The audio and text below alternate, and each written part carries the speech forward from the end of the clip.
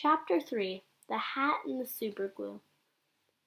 The following morning, just before the father left for his beastly second-hand car garage, Matilda slipped into the cloakroom and got a hold of the hat he wore each day to work.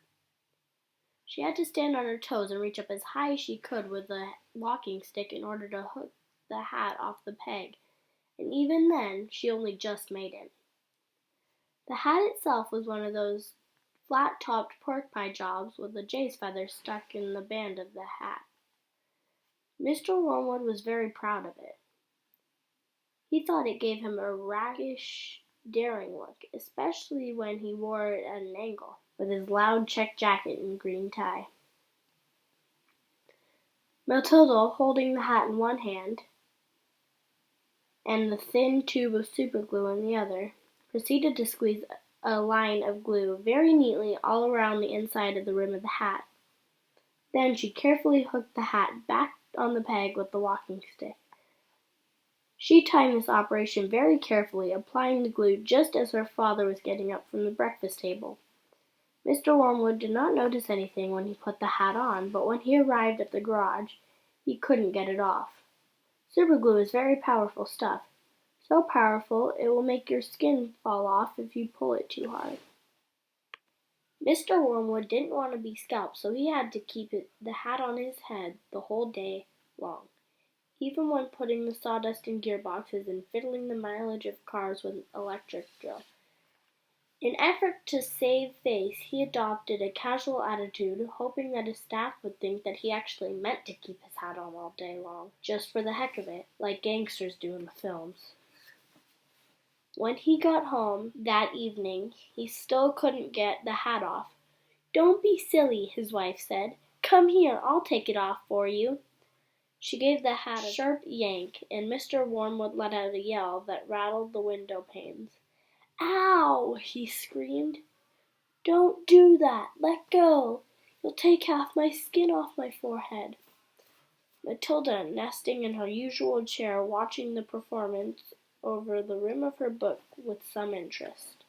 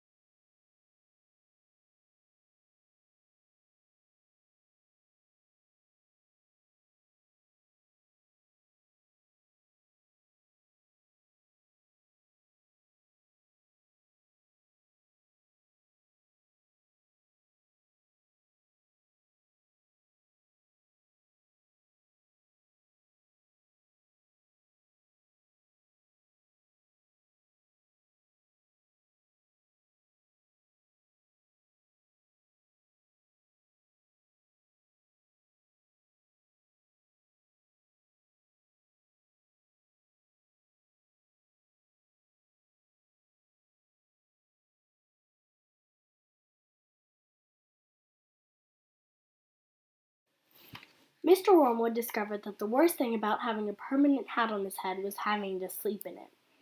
It was impossible to lie comfortably on the pillow. "Now do stop fussing around," his wife said to him after he had been tossing and turning for about an hour.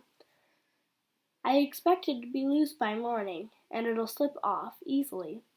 But it wasn't loose by morning, and it wouldn't slip off, so Mrs. Wormwood took a pair of scissors and cut the thing off his head bit by bit, first the top and then the brim. Where the inner band had stuck to the hair and all around the sides and the back she had to chop off the hair right to the skin, so that it finished up with a bald white ring around his head like some sort of monk.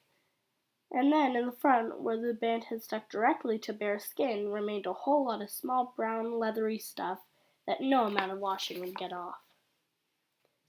At breakfast Matilda said to him, "You must try getting those bits off your forehead, Daddy. It looks like you've got little brown insects crawling all over you. People will think you've got lice."